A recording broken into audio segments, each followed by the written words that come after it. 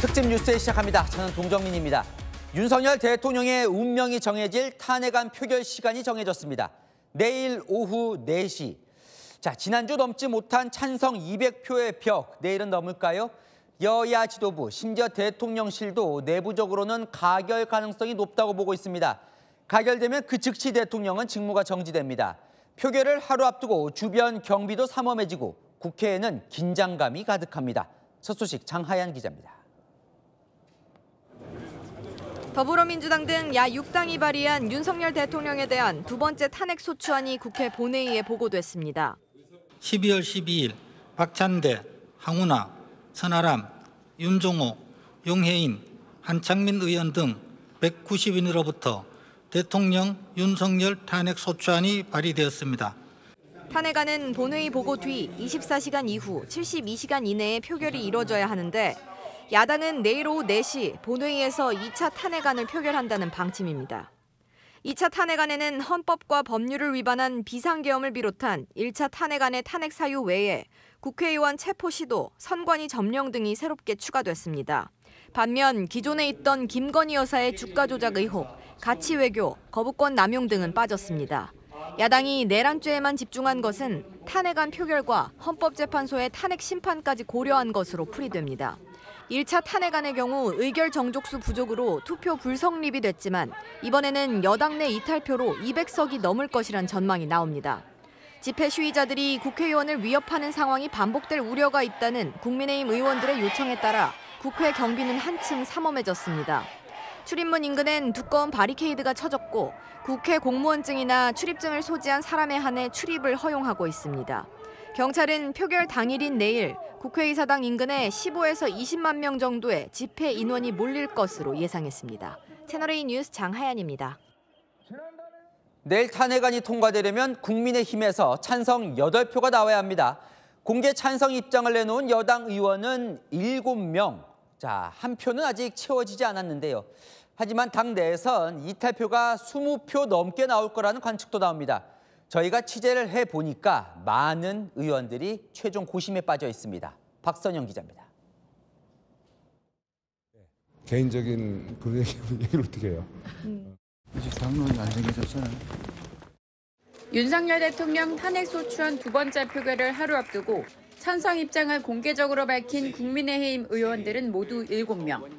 조경태, 안철수, 김예지, 김상욱, 김재섭 의원에 이어 어제 진종호, 한지아 의원이 공개 찬성 입장을 밝힌 뒤 오늘은 추가로 나오진 않았습니다. 계속 변동은 있는 것으로 알고 있습니다. 원내 집행부 선출 이후에 심리적 동요나 이런 부분들이 분명히 있다고 생각합니다. 당 내부에선 이미 찬성표는 8표를 넘었다는 기류가 대세입니다. 당 지도부에 속한 한 의원은 국민의힘 내에서 20-30명 찬성이 나올 것으로 예상한다고 전했습니다. 반대 입장이었던 한 의원은 대통령 담화를 보니 확 찬성해버릴까 싶다. 마음이 오락가락한다고 했고 표결에 꼭 참석할 것이라고 밝힌 중립 성향의 다른 의원은 마음이 무겁다. 마지막까지 고민해야 할 것 같다고 전했습니다. 한동훈 대표도 측근들에게 내가 손잡고 들어가서라도 탄핵할 수밖에 없는 상황이라는 입장을 밝힌 것으로 알려졌습니다. 국민의힘은 내일 오전 의원총회에서 탄핵소추안 표결에 대한 최종 방침을 정합니다. 채널A 뉴스 박선영입니다. 반면 친윤계는 여전히 탄핵 반대가 다수입니다. 권성동 신임 원내대표, 현재는 당론 반대라면서도 당론은 내일 신중하게 결론 짓겠다고 했습니다. 하지만 이 당론이 정해진다 해도 들어가서 찍겠다면 못 막는 것 아니냐는 뜻도 내비쳤습니다. 백승현 기자입니다.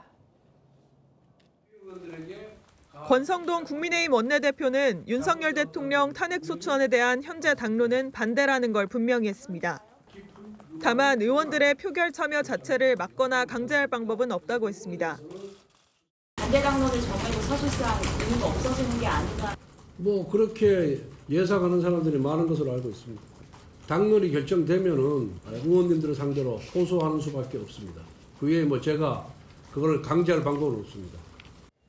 대통령이 탄핵 심판을 받겠다고 해도 당은 당의 입장이 있다고 답했습니다.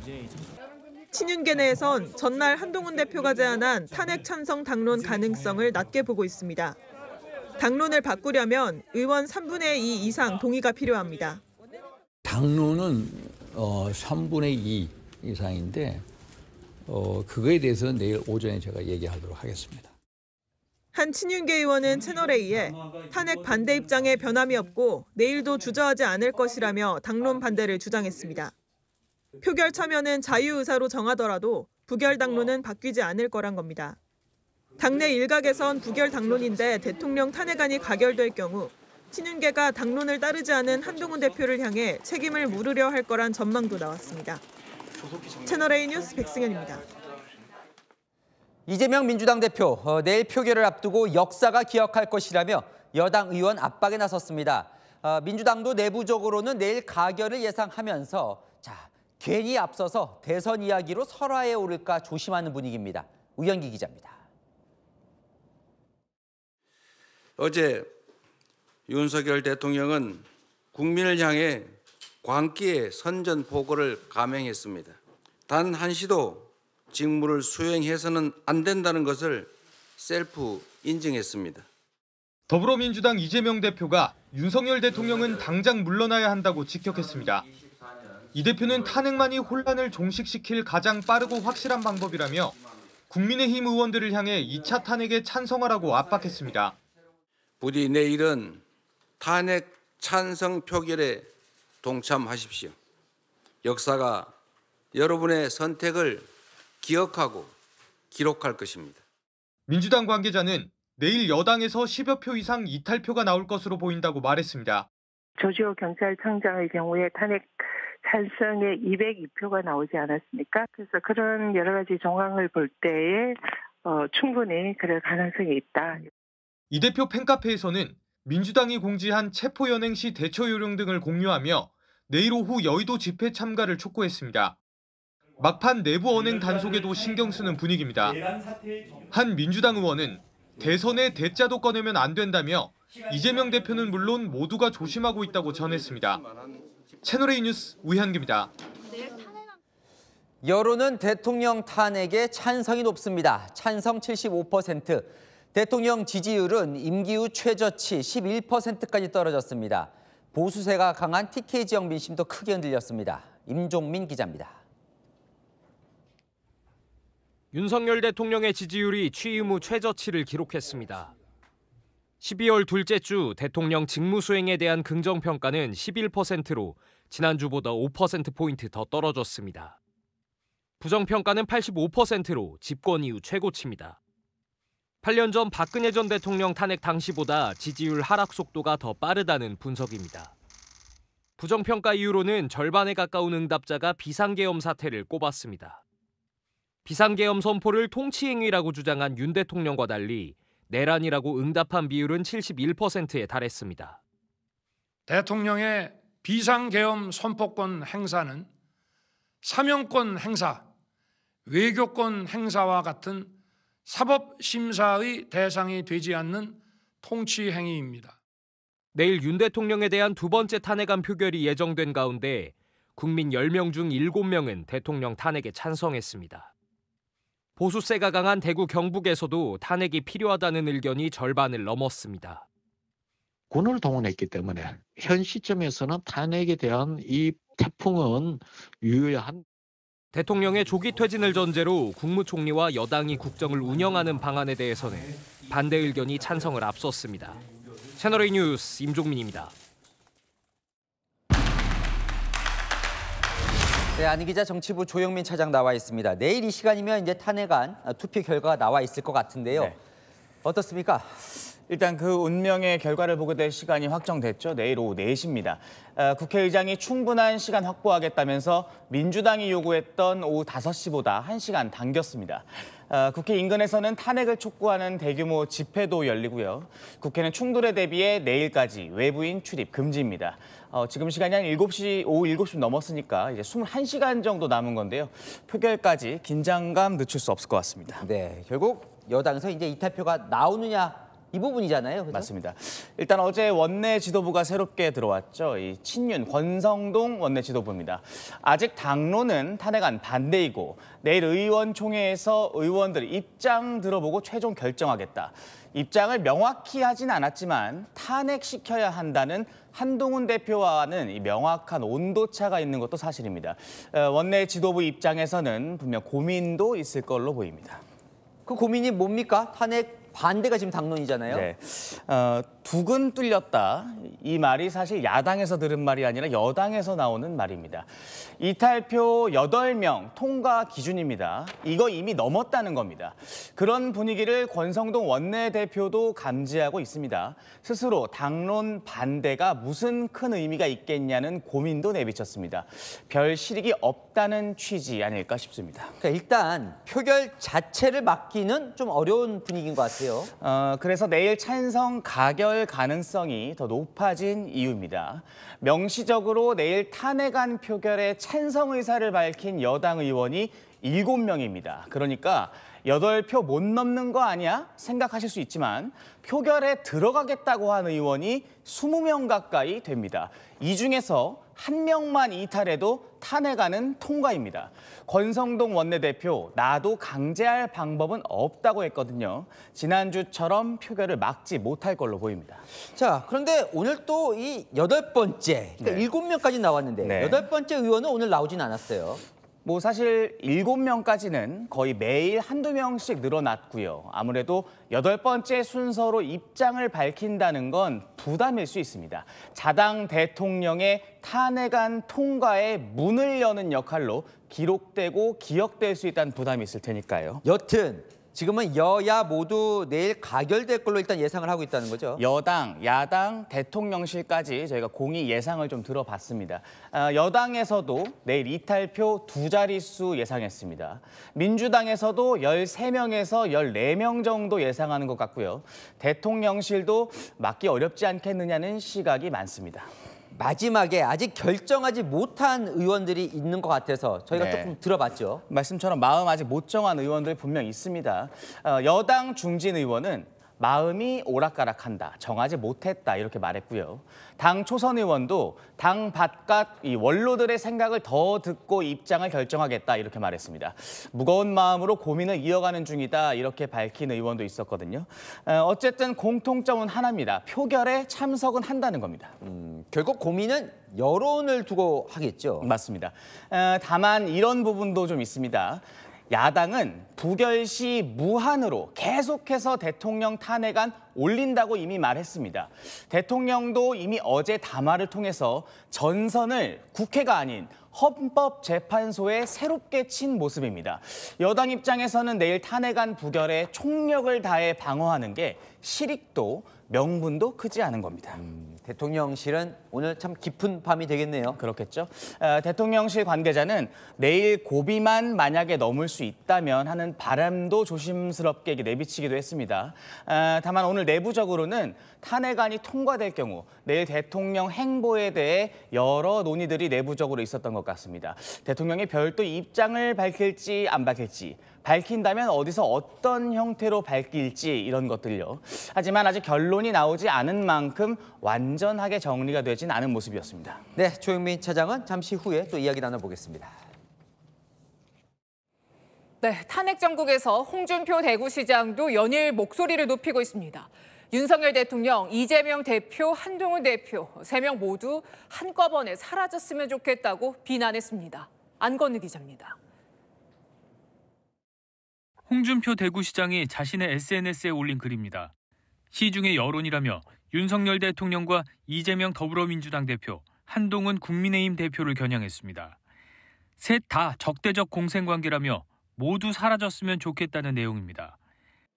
오늘 대구광역철도 개통식에서 기자들을 만난 홍 시장은 지금 배신자가 계속 나오고 있어 탄핵이 가결될 가능성이 크다고 내다봤습니다. 그러면서 한동훈 대표를 비롯해 조경태, 안철수, 김상욱 의원 등 탄핵에 찬성한 여당 인사들과 정치적 결별을 주장한 겁니다. 하지만 탄핵 찬성파인 김상욱 의원은 국회 본청 앞에서 탄핵 참여를 독려하는 1인 시위를 이어갔습니다. 그 과정에서 탄핵 표결에 반대하는 친윤계 윤상현 의원과 설전을 벌이기도 했습니다. 헌정질서를 위해서, 헌정질서를 위해서 하는 거야. 대법원 판례에도 비상계엄이 되는 통째기가 헌법이나 법치에서 어긋나면 사법심사에 대상이 된다고. 이거에 대해서 한번 공부를 하고 우리가 토론하고. 일부 국민의힘 의원들도 김 의원을 모른 척하며 지나치는 등 불편한 심기를 드러냈습니다. 채널A 뉴스 안건우입니다. 한동훈 국민의힘 대표와 이재명 민주당 대표 두 사람에 대한 여론조사 결과도 나왔습니다. 신뢰한다는 응답은 각각 15%, 41%였습니다. 그렇다면 불신한다는 응답은 어떻게 나왔을까요? 김민환 기자입니다. 비상계엄 사태 수습 국면에서 중요한 위치에 있는 인물들에 대한 신뢰 여부를 물었습니다. 한동훈 국민의힘 대표와 이재명 민주당 대표를 신뢰한다는 의견은 각각 15%와 41%였습니다. 두 사람 모두 불신이 과반으로 신뢰보다 더 높았습니다. 한 대표의 경우 비상계엄 수습 과정에서 빚어진 혼란과 당내 계파 갈등을 키운 게 불신의 이유로 꼽힙니다. 비상계엄 후 국정 혼란을 최소화하는 방안을 찾으려고 노력했지만 그 과정에서 국민들께 답답함을 드렸습니다. 죄송합니다. 이 대표의 경우 사법 리스크가 해소되지 않은 것이 영향을 미쳤을 것이란 관측이 나옵니다. 항소하게 될 것입니다. 기본적인 사실 인정부터 도저히 수긍하기 어려운 그런 결론입니다. 여야의 유력 차기 대선 주자로 꼽히는 두 사람에게 높은 불신은 큰 위기라는 지적이 나옵니다. 두 대표도 국민들에게 신뢰를 주지 못한다라는 것은 대권 후보로서 중대한 결격 사유가 나타났다라고 볼 수밖에 없습니다. 두 사람 모두 빠른 신뢰 회복이라는 정치적 과제를 안게 됐습니다. 채널A 뉴스 김민환입니다. 한동훈 국민의힘 대표, 어제 대통령 담화 이후에 대통령 제명이나 출당 조치가 필요하다며 윤리위원회 소집을 지시했습니다. 친윤은 한동훈 친위 쿠데타라며 한 대표도 제명 요청하라고 거세게 반발하고 있는데요. 당 윤리위도 당장은 결정하기 어렵다는 기류가 강합니다. 이세진 기자입니다. 그래서 저는 윤석열 대통령을 제명 또는 출당시키기 위한 긴급 윤리위 소집을 지시했습니다.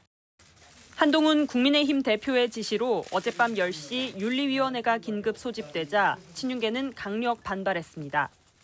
한 대표의 윤리위 소집은 심야 친위 쿠데타, 당을 개인 소유로 여기는 독재적 발상이란 맹비난이 쏟아졌습니다. 대통령 제명을 요청할 거면 대표 본인도 제명 요청하라고 받아쳤습니다. 당 대표가 먼저 나서서 대통령의 출당 제명을 얘기하고 내란죄라고 단정을 하고 제명을 요청하시려면 당 대표께서도 본인의 출당 제명을 먼저 요청하시는 게 정도다. 친윤 중진 권영세 의원은 대통령을 덜어내고 나와 상관없다고 하는 건 비겁하다고 한 대표를 겨냥했습니다.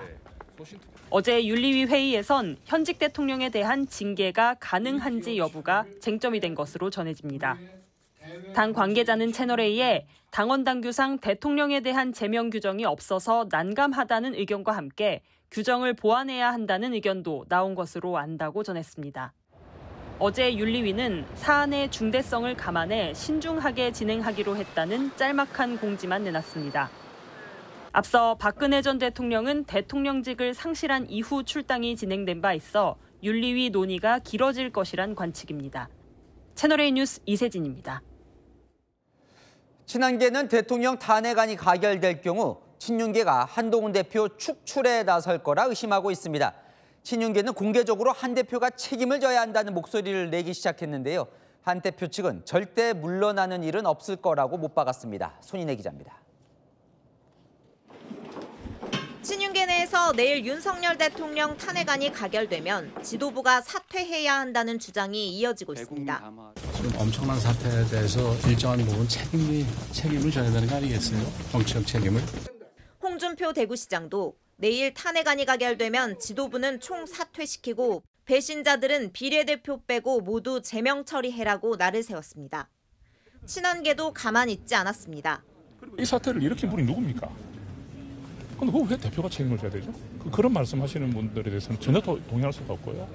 저는 그럴 때는 아니라고 생각하는데 종합적으로 봐야죠. 한 친한계 의원은 지금 한 대표가 나가면 당은 누가 수습하냐고 했고 다른 친한계 인사도 제발로 물러나는 일은 절대 없다고 했습니다. 친한계 내에선 권성동 원내대표가 지도부를 무너뜨리려 한다는 주장도 나왔습니다. 제보를 하나 받았어요. 최고위원 두 사람과 통화를 했는데 내일 만나자. 그다음에 한동훈 때문에 많이 화가 나지 않았느냐. 권 원내대표는 탄핵 가결 시 지도부 책임론에 대해 가정을 전제로 한 질문이고 내가 결정 권한이 없다고 말을 아꼈습니다. 채널A 뉴스 손인입니다. 자, 조영민 차장과 한동훈 지도부 운명 이야기도 좀 나눠볼 텐데요. 내일은 대통령 운명도 결정하겠지만 한동훈 대표를 비롯한 여당 지도부 운명도 좀 영향을 미치겠죠. 맞습니다. 여당 같은 경우는 탄핵안이 통과되든 아니면 부결되든 한동훈 대표를 중심으로 한 이 친한 또 권성동 원내대표를 중심으로 한 친윤 대통령과의 관계 설정부터 시작해서 이견이 본격 표출될 겁니다. 어떤 식으로든 한쪽이 다른 쪽을 정리해 보려 하는 시도는 이제 정치적 상수로 보입니다. 친윤계는 어쨌건 대통령이 탄핵안이 이제 통과가 될 경우 지도부는 물러나라 이 공격을 지금 하려는 것 같습니다. 네, 제가 어제 이 자리에서 한동훈 대표의 생각이 결국 중요하다 이런 말씀 좀 드린 것 같은데 절대 물러날 일 없다는 생각인 것으로 파악이 됩니다. 주변에 내가 물러나는 순간 우리는 계엄에 동조한 정당이 된다 이런 생각을 밝혔다는데요. 내가 왜 물러나냐? 끌어내릴 수 있으면 내려봐라 이런 결기가 느껴지는 부분입니다. 근데 친윤계는 공개적으로 사퇴 이야기가 나오는 것 같은데요. 맞습니다. 본인은 친윤계라는 걸 좀 부정하지만 제가 보기엔 요즘 대통령실과 이 싱크로율 그러니까 좀 발언의 일체성이 가장 높은 인물이 한 명 있습니다. 바로 윤상현 의원입니다. 오늘 이런 말을 했습니다. 계엄 사태의 가장 큰 책임은 총선 참패다. 총선 참패에 있어 당에서 누가 책임이 크냐? 책임질 사람은 당대표 아니냐? 이런 논리입니다. 한동훈 대표 총선도 책임지고 탄핵도 책임지라는 겁니다. 권영세 의원도 탄핵안 통과되면 지도부도 정치적 책임을 져야 하는 것 아니냐며 가세했습니다. 그러니까 친윤계는 한동훈 대표 체제를 친윤계가 마무리 지을 수 있느냐 이게 궁금하거든요. 어쨌든 의원 수로 보면 친윤계가 많으니까요. 사실 이렇게 마음속으로는 이미 이별을 한 것 같지만 탄핵안 가결 직후 당장 이것을 결행하기에는 또 고민이 있어 보이는 것도 사실입니다. 고민이 뭡니까? 정치라는 게 결국 명분과 실리로 움직이는데 일단 한 대표를 당장 이 시점에 끌어내릴 명분이 없다는 고민이 있습니다. 친윤과 가까운 인사도 이렇게 말했습니다. 한 대표는 계엄을 해제한 사람인데 탄핵 책임을 한 대표에게 지우며 쫓아내면 많은 국민들에게 국민의힘이 과거 자유당처럼 비칠 거라고요.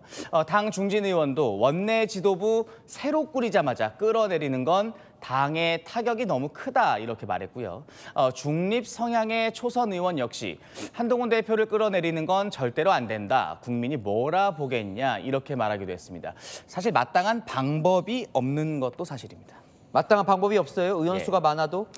비대위 체제로 전환되려면 키맨이었던 장동혁 의원이 사퇴에 동의해야 하는데 일단 대통령 담화를 계기로 사퇴하지 않는 쪽으로 쏠려 있습니다. 억지로 끌어내리려고 했다가는 핍박받는 모습으로 한 대표만 띄워줄 수 있다는 이야기도 나오고 있습니다. 그러면 어떻게 할까요? 친윤계 쪽에서는? 일단 당분간은 계속 흔들 걸로 보입니다.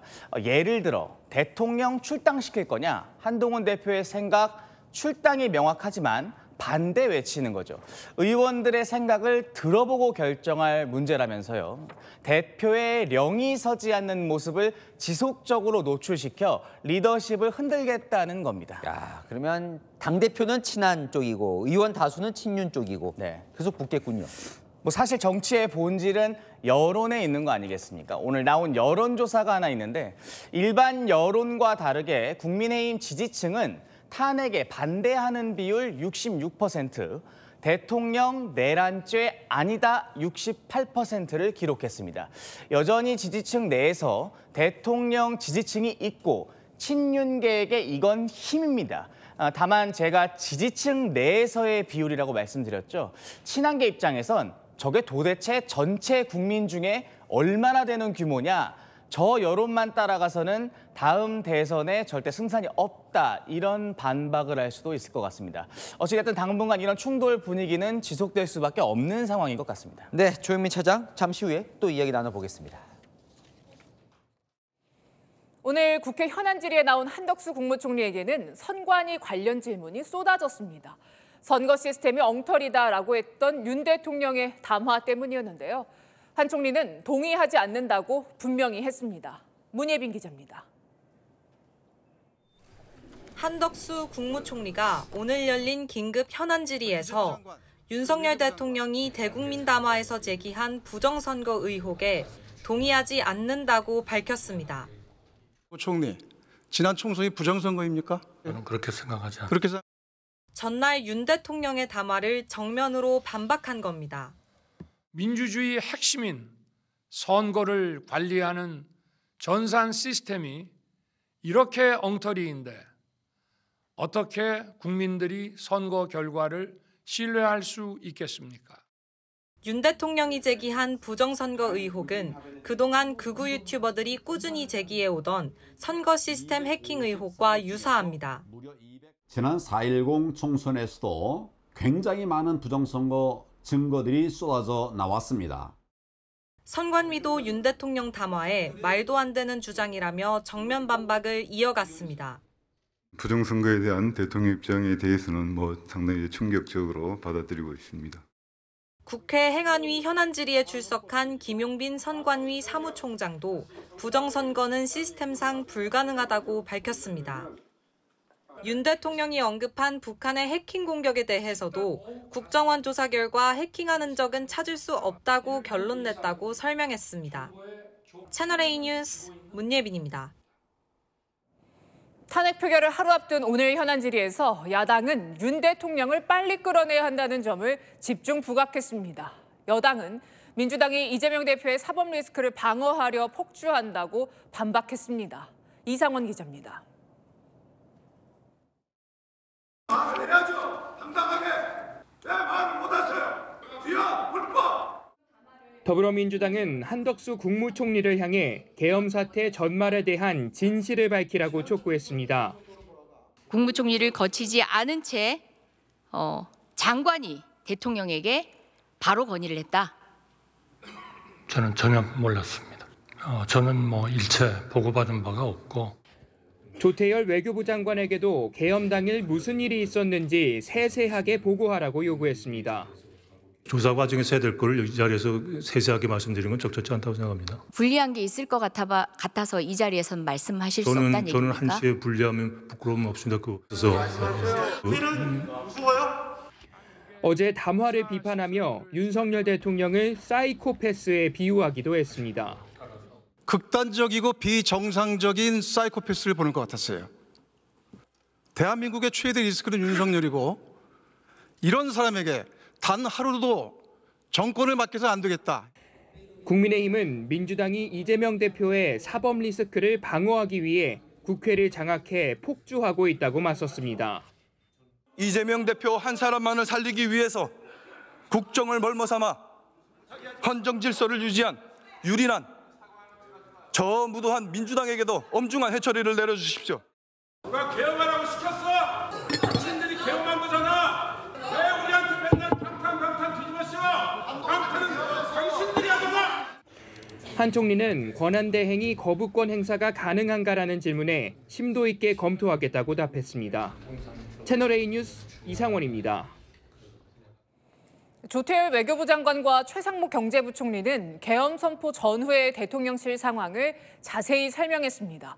두 사람 모두 대통령에게 종이 문서나 쪽지를 받았다고 했는데요. 과연 어떤 내용이었는지 서주희 기자가 취재했습니다.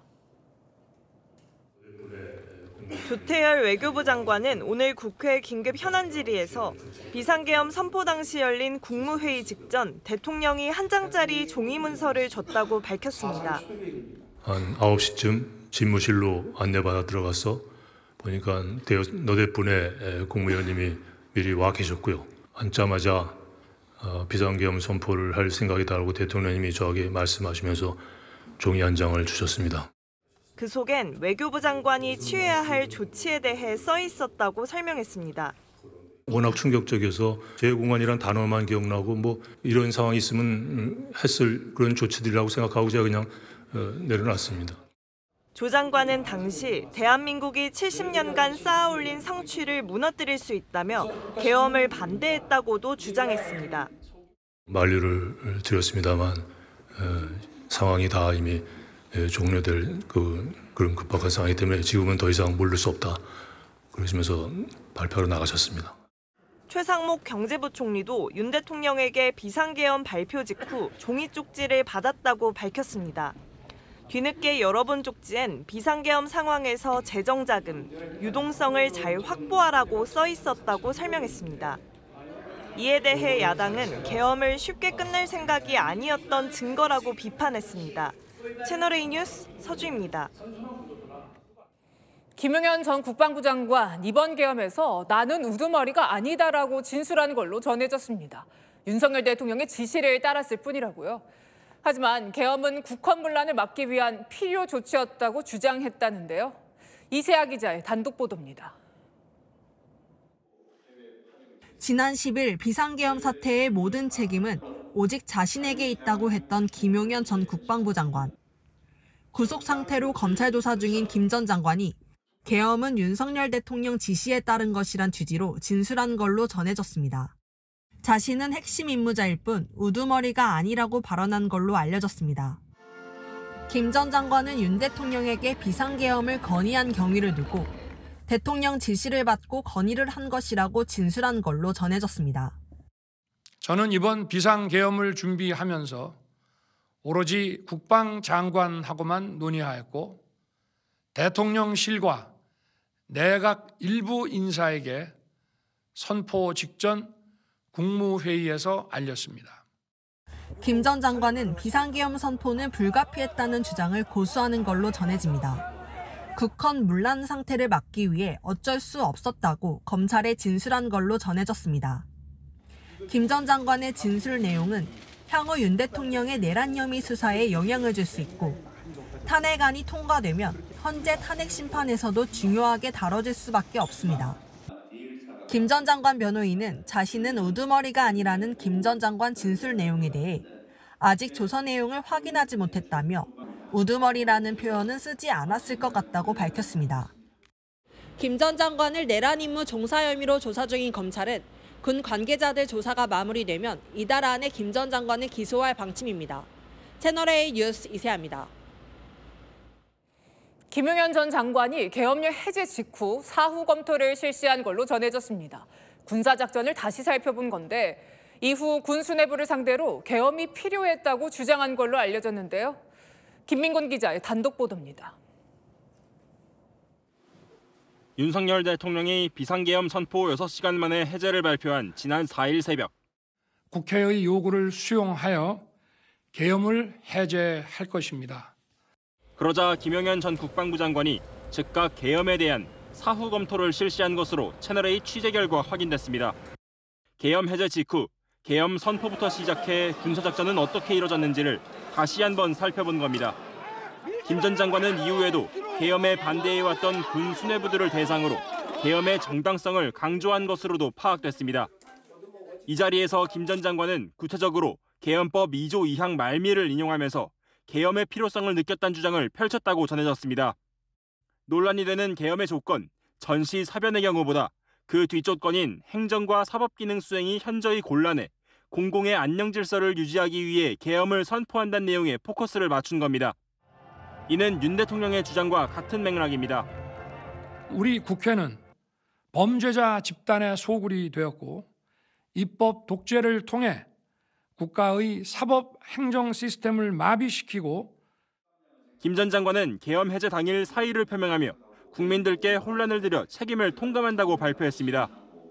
하지만 정작 비공식 석상에선 정반대 입장을 내놓으며 내부 수습과 향후 대책 마련에 나선 것 아니냐는 지적이 나옵니다. 채널A 뉴스 김민곤입니다. 계엄이 선포된 그날 밤 경찰은 국회 문을 30분 동안 제한적으로 열어줬는데요. 바로 이때 윤석열 대통령이 조지호 경찰청장에게 전화를 걸어서 왜 봉쇄를 안 하냐 이렇게 말했다는 주장이 나왔습니다. 이 소식은 서창우 기자가 단독 취재했습니다. 비상계엄이 선포된 지난 3일 밤 11시 7분, 경찰은 국회 출입을 약 30분간 제한적으로 허용했습니다. 국회의원과 보좌관 등의 출입을 일시 허용했던 겁니다. 서울청장이 이것은 법적 권한이 없다 해고 저한테 건의를 해서 오케이 그러면 국회 상시 출입자는 출입을 허락해라고 지시한 겁니다.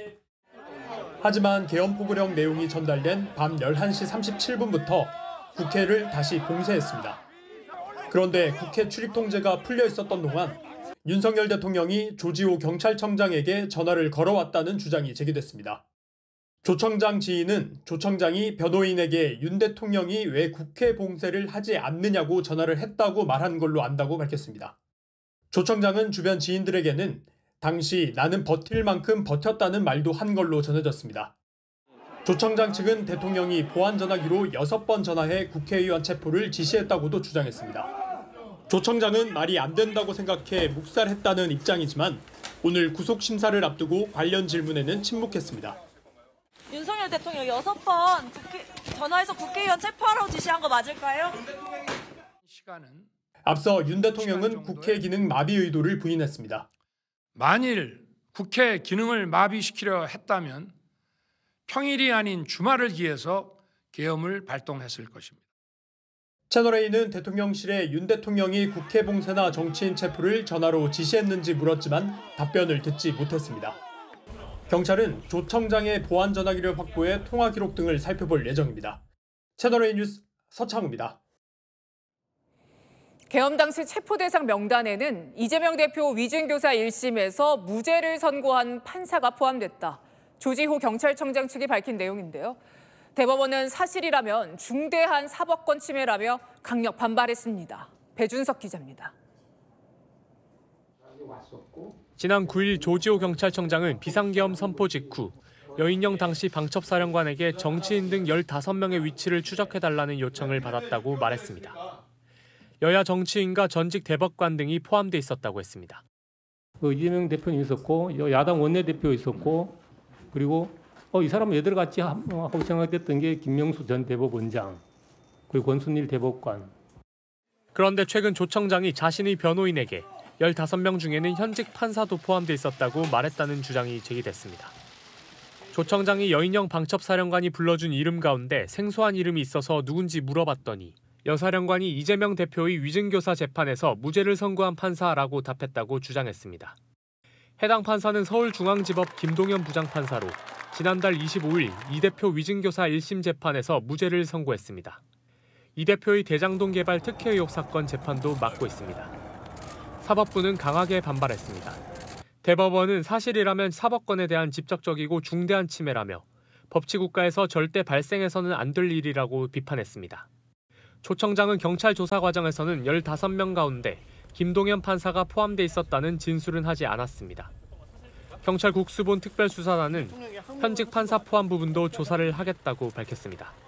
계엄군 체포 대상 명단에 현직 판사도 포함돼 있었다는 주장이 제기되면서 비상계엄의 위법성과 위헌성 논란은 더 심화될 전망입니다. 채널A 뉴스 배준석입니다. 검찰은 군 인사들에 대해서 고강도 수사를 진행 중인데요. 군 인사는 장성급만 내란 혐의를 적용하는 쪽으로 가닥을 잡았습니다.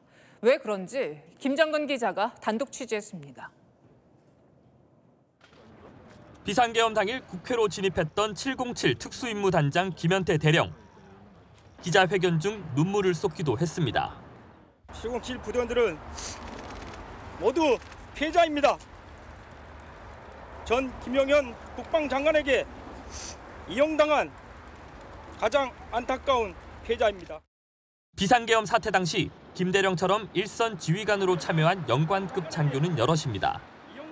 그런데 비상계엄 사태를 수사 중인 검찰은 내란 혐의 적용 대상에서 영관급 이하 장교는 최소화하는 쪽으로 방향을 잡은 걸로 파악됐습니다.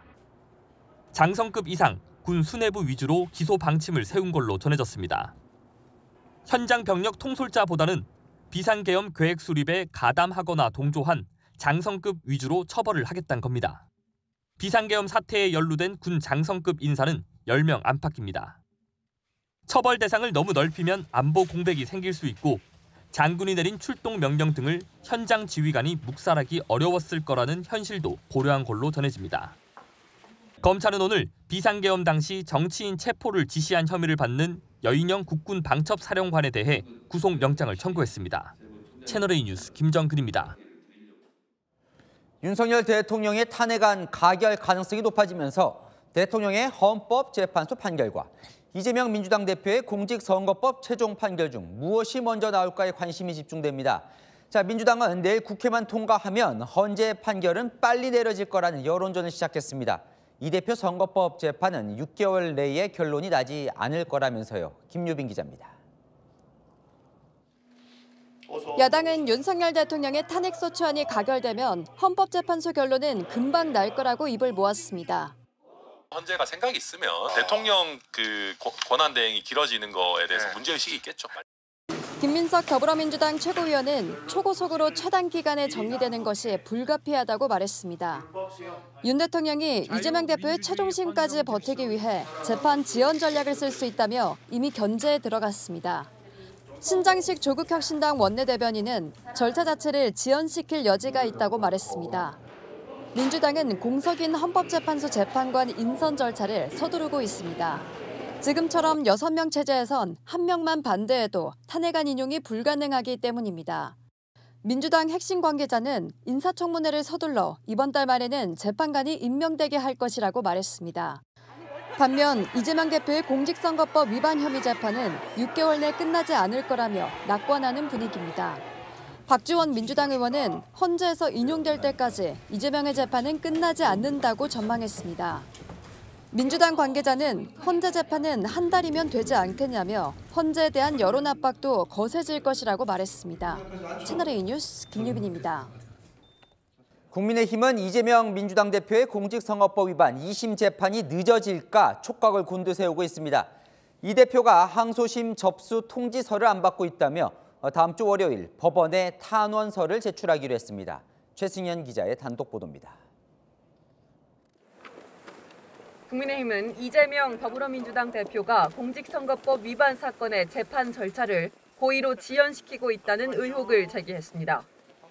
지난 9일 발송된 항소심 소송 기록 접수 통지서를 수령하지 않고 있다는 겁니다. 국민의힘은 다음 주 월요일 법원에 최대 3개월 이내 선고를 해달라고 요청하는 탄원서를 제출할 예정입니다. 재판부 재량으로 국선 변호사를 선임해 통지서를 송달하고 재판을 신속히 열어야 한다는 내용도 포함됩니다. 고의로 재판을 지연하려고 하는 자범들이나 하는 수법이거든요. 여당은 조기 대선을 위한 시나리오 아니냐고 지적했습니다. 국민의힘 의원들은 왜 탄핵 심판만 빨리 해야 하냐, 받을 때까지 독촉하겠다고 강조했습니다. 일반 국민들이 재판받지 않겠다고 도망다니면 가만두겠습니까? 이재명 대표님 어디 있는지 법원에서 모르시면 저한테 연락하세요. 제가 알려드릴게요. 대통령실은 이 대표 최종심까지 최대한 버티기 위해 탄핵안 선고 기한인 최장 180일을 꽉 채워 다퉈보겠다는 전략입니다. 채널A 뉴스 최승현입니다. 자, 조현민 차장 좀 물어봅시다. 네. 대통령 탄핵안이 아직 통과된 건 아니지만 벌써부터 여야가 그 이후 상황을 두고 지금 치열하네요. 네, 6개월 속도전 이런 표현을 좀 써봤습니다. 정부 여당이든 야당이든 서로 상대의 수는 알고 있고요. 전략도 똑같습니다. 바로 우리 것은 느리게, 상대 진영 것은 빠르게 이 입장이 같습니다. 대통령 탄핵 심판, 또 이재명 대표 재판 이 두 가지를 놓고 말이죠. 그런데 왜 6개월 속도전인 거예요? 예, 대통령 탄핵 심판 헌재에서 들여다보는 시간 법에 규정돼 있습니다. 최장 180일, 6개월입니다. 대통령실은 이 시간 최대한 다 쓴다는 계획이라는 점 제가 어제 이 자리에서 말씀드렸는데 1심에서 다음 대선 출마가 금지되는 형이 나온 이재명 대표의 선거법 재판, 선거법이다 보니 2심과 대법원 최종심 각각 3개월, 6개월 안에 마쳐야 한다고 역시 법에 명시되어 있습니다. 똑같이 6개월인 겁니다. 결국 양쪽 진영 모두 최대 리스크가 돼 이 결판 날 6개월이란 타이머가 작동하기 시작한 거고요. 상대방의 것이 먼저 결론 나야 하는 입장도 똑같은 겁니다. 자, 앞서 조 차장이 얘기했지만 대통령실은 헌재 판결 최대한 버텨보겠다는 거라는 거죠? 예, 대통령실 입장에서 그리는 그림을 좀 준비했습니다. 최장 180일의 탄핵 심판 기간 모두 사용하고요. 그 사이에 이재명 대표 재판 결과가 2심과 3심 모두 끝나게 하겠다는 겁니다.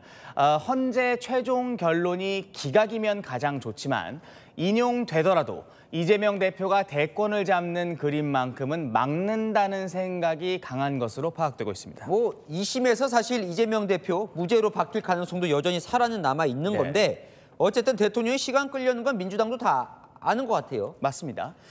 그래서 어제 민주당이 발의한 탄핵소추안 그 내용을 보면 가벼워졌습니다.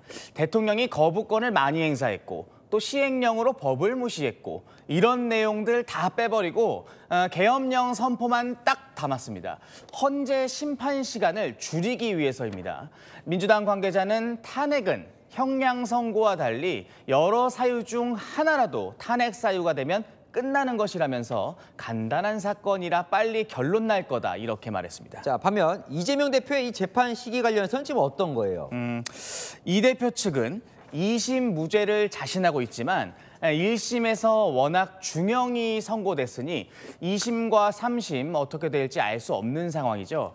최종심 나오기 전에 대선을 치르는 게 가장 좋은 것이고 그러려면 이 대표 최종심 나오기 전에 대통령 탄핵 심판 결과가 헌재에서 먼저 나오고 또 인용돼야 하는 입장입니다. 대통령이 탄핵되면 60일 이내에 대선을 치러야 하니까요.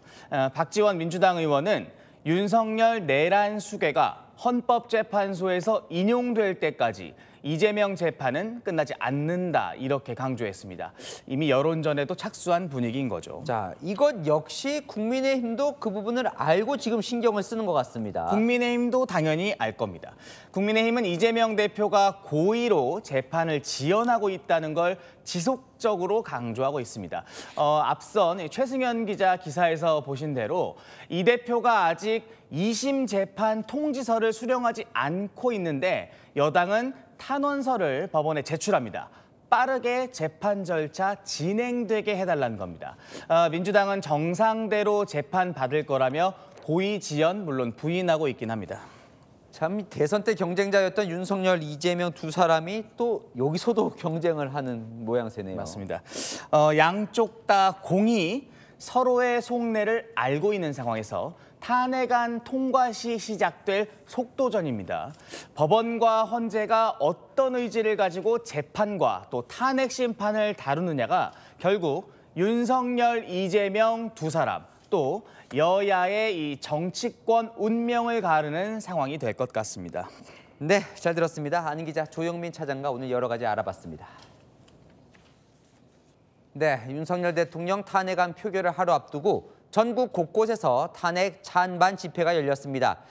여의도 국회 앞에는 대통령 퇴진을 촉구하며 형형색색 응원봉을 들고 대학생 수천 명이 나왔습니다. 국회 앞에 나가 있는 취재 기자 연결해 보겠습니다. 최다음 기자, 많이 어두워졌는데요. 그곳 상황 전해주시지요. 네, 이곳 여의도 국회의사당 앞에는 윤석열 대통령 탄핵소추안 표결을 하루 앞두고 많은 인파가 모여 탄핵을 촉구하는 집회를 열고 있습니다. 즉각 탄핵이나 내란 공범 등의 문구가 적힌 선택말과 형형색색의 응원봉을 들고 내일 있을 탄핵안이 가결되기를 요구하고 있는 상황입니다. 밤이 되면서 기온이 뚝 떨어졌지만 집회에는 학생부터 노인까지 다양한 시민들이 참여하고 있습니다. 아이돌 콘서트에서 쓰던 형형색색 응원봉을 들고 집회 현장을 찾은 청년들도 보였는데요. 오늘 서울 신촌 일대에서는 저녁 6시부터 윤 대통령 퇴진을 요구하는 대학생 총궐기 집회가 열리고 있습니다. 고려대, 연세대, 이화여대, 카이스트 등 전국 19개 대학교 총학생회 연합 집회로 경찰 추산 3,000여 명이 모일 걸로 예상됩니다. 집회에 참여한 대학생들도 윤석열 퇴진 피켓을 들고 내일 탄핵안 가결을 촉구했습니다. 오늘 오후 서울 광화문 근처에서는 탄핵 반대 집회도 열렸는데요. 대통령 탄핵은 불법이라고 주장하며 수백 명이 모여 윤석열 대통령 응원과 탄핵 반대 구호를 외쳤습안 탄핵안 표결 당일인 내일은 국회 앞에 더 많은 인파가 몰려들 걸로 전망되는데요. 경찰은 만일의 상황에 대비해 내일까지 국회의원과 직원 등에 대해서만 신분 확인 뒤 국회 출입을 허용키로 하고 있습니다. 지금까지 국회 앞 촛불 집회 현장에서 전해드렸습니다. 네, 대법원에서 징역 2년형이 확정된 조국 전 대표 사흘만 수감을 늦춰달라고 요청했습니다. 요청은 받아들여졌지만 의원직 상실로 대통령 탄핵 표결에는 참여할 수 없습니다. 남영주 기자입니다. 조국 전 국회의원이 오는 16일 서울구치소에 수감됩니다. 어제 대법원에서 자녀 입시 비리와 청와대 감찰무마 혐의로 징역 2년 확정 판결을 받은 데 따른 겁니다.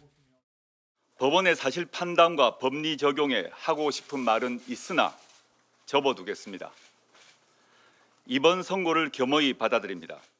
조 전 의원은 오늘 오전 형집행 연기 신청서를 냈고 검찰이 이 요청을 받아줬습니다. 통상 형집행 지침에 따라 최대 3일까지는 수감 연기가 가능합니다.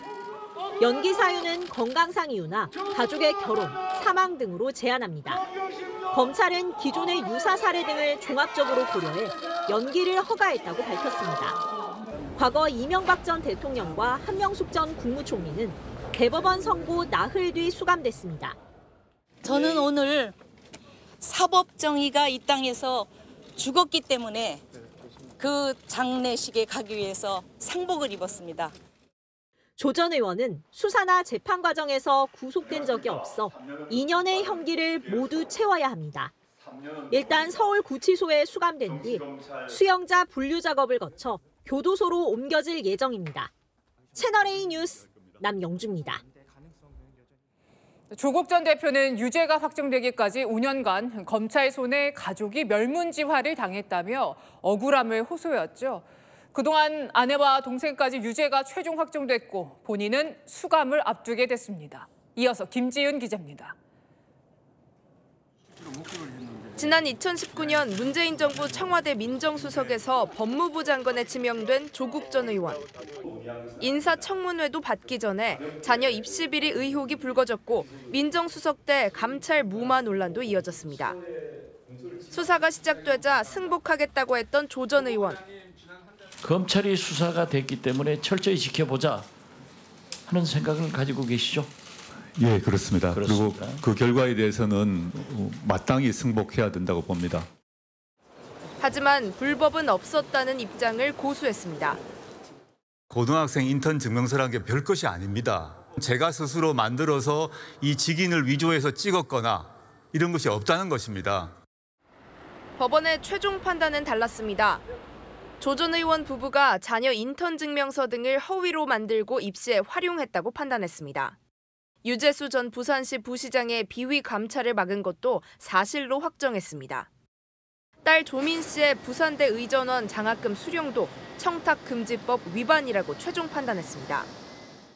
저는 제 딸이 대학원에서 장학금을 받는 과정에 어떠한 관여도 하지 않았습니다. 조 전 의원은 멸문지화를 꾀한다며 검찰 수사도 비판했습니다. 하지만 아내와 친동생, 오촌 조카는 모두 유죄가 확정됐고 딸 조민 씨도 1심 유죄 판결 후 항소심이 진행 중입니다. 조 전 의원은 지난 2월 2심 유죄 선고를 받고도 법정 구속되지 않자 총선에 나가 의원으로 당선됐습니다. 이제 고마 지하라마! 하지만 대법원의 유죄 확정 판결로 짧은 의원 생활도 정리하게 됐습니다. 채널A 뉴스 김지윤입니다.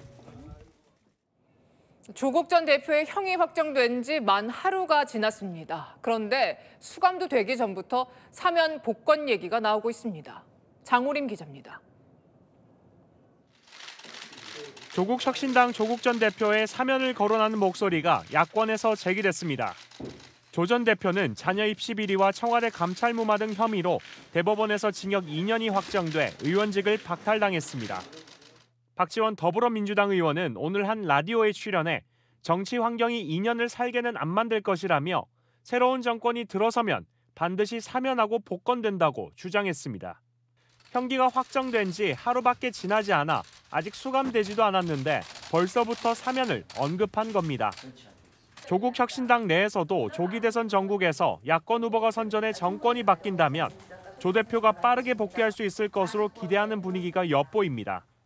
16만 명의 조국이 하나가 되어 스스로를 정비하고 망가진 나라를 복원하고 있을 그 머지않은 미래에 그 조국, 우리의 조국은 돌아올 것입니다.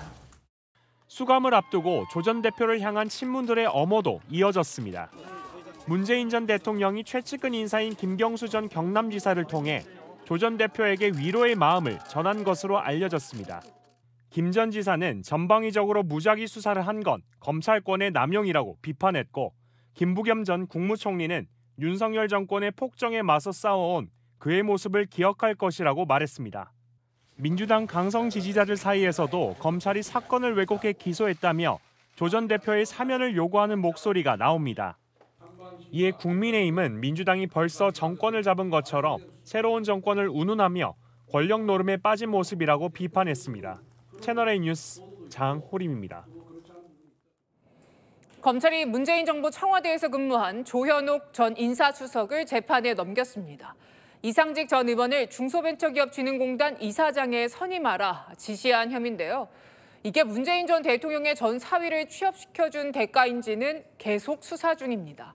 강병규 기자입니다. 검찰이 조현옥 전 대통령 인사수석을 재판에 넘겼습니다.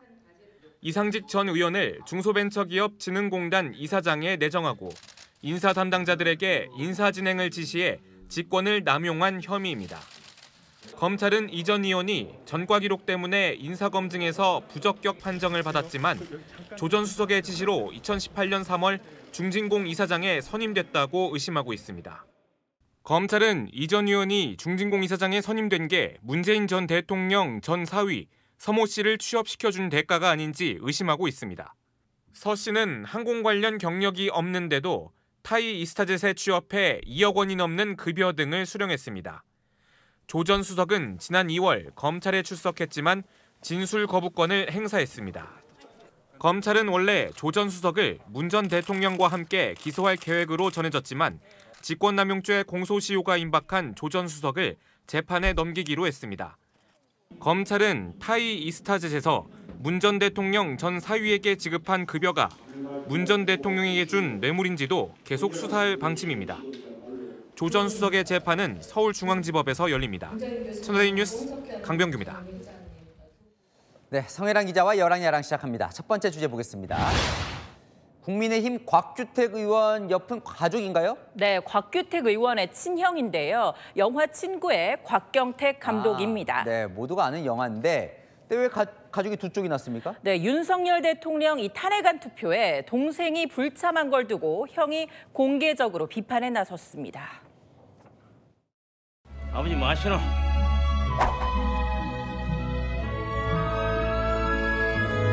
자기 소신껏 묵묵히 걸어가는 모습을 옆에서 형으로서 보면서 지내왔습니다. 곽규택 화이팅!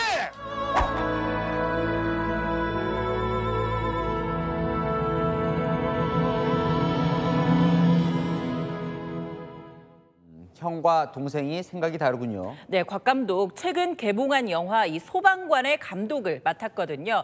곽 감독 동생이 곽규택 의원이란 사실이 알려지면서 불매운동, 불똥도 튀었습니다. 네, 근데 곽 감독 연출한 영화 친구의 주연 유호성 배우가 또 친형이 유상범 의원인데. 그렇습니다. 그죠?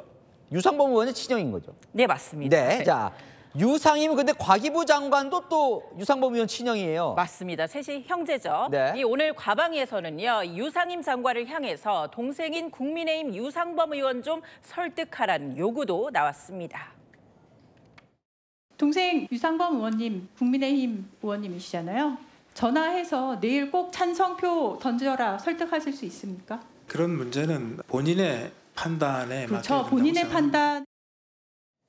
뭐 가족끼리 생각이 다른 경우가 사실 허다한데 뭐 영향이 살짝 미칠 수도 있죠. 그럴 수밖에 없겠죠. 그제는 이 여당 한 의원과 자녀가 주고받은 문자가 포착됐죠. 자녀가 제발 정무적 판단 좀 하라면서 탄핵 찬성을 호소했고요. 아버지는 고민할 시간을 달라고 답했는데요. 여당의 한 의원에게 물어보니 집에 가서 가족이 압박하면 흔들릴 수밖에 없다면서 고충을 토로하더라고요. 네, 다음 주제 보겠습니다. 장관들 얼굴이 보이는데 늦은 후회를 하고 있어요? 네, 계엄 선포 당일 국무회의에 참석한 이 송미령 농식품부 장관 오늘 국회에 나왔는데요. 장관이 된 걸 후회하지 않냐는 질문에 1초도 되지 않아 입을 뗐습니다.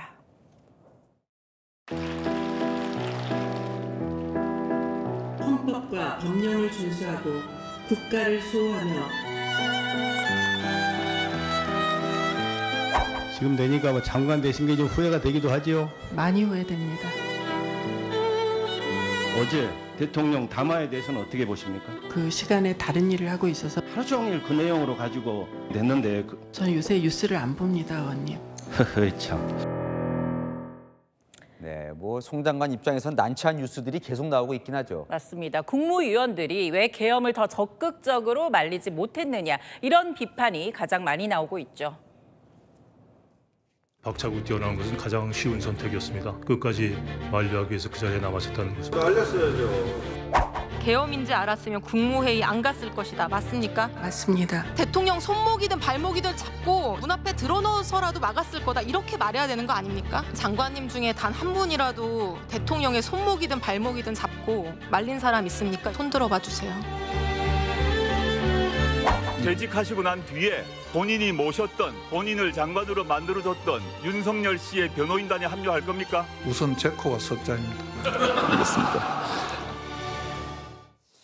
또 뭐 이런 지적도 있더군요. 막을 수는 없었지 몰라더라도 외부에 좀 알렸어야 되는 거 아니냐, 알았다면. 그렇습니다. 이 국무회의 가지 말 걸, 장관 되지 말 걸, 지금은 뒤늦은 후회로 얼룩진 국무위원들. 지금 이 사태를 지켜봐야 하는 국민들도 비슷한 마음 아닐까요?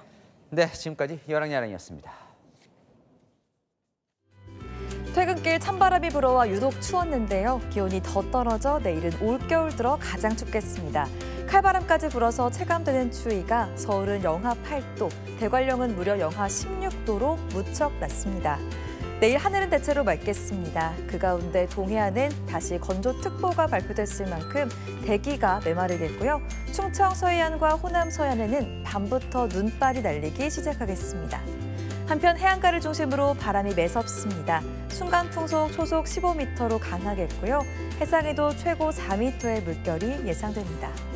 내일 서울은 영하 4도, 춘천은 영하 8도에서 시작되겠고요. 진주 영하 4도 등 오늘보다 3도 낮겠습니다. 영하 4도 안팎의 추위는 다음 주에도 이어지겠고 서해안은 다음 주 중반까지 눈비가 내리겠습니다. 날씨였습니다. 열흘 전 계엄령이 떨어진 그날 밤 국민들은 똑똑히 봤습니다. 계엄군이 유리창을 깨고 국회에 들어가 보좌진들과 몸싸움을 벌이는 장면 생중계로 지켜봤죠. 영장 없이 국민을 체포할 수 있고 불응하면 처단한다는 포고령도 나왔습니다. 대통령은 자유민주주의를 지켜달라며 뽑아준 국민을 배신했습니다. 그런 대통령 어제 담화에서 자기 변명에 급급했지요. 내일 대통령 탄핵안 국회 표결이 있습니다. 마침표 찍겠습니다. 민심의 탄핵은 끝났다. 특집 뉴스에 마칩니다. 감사합니다.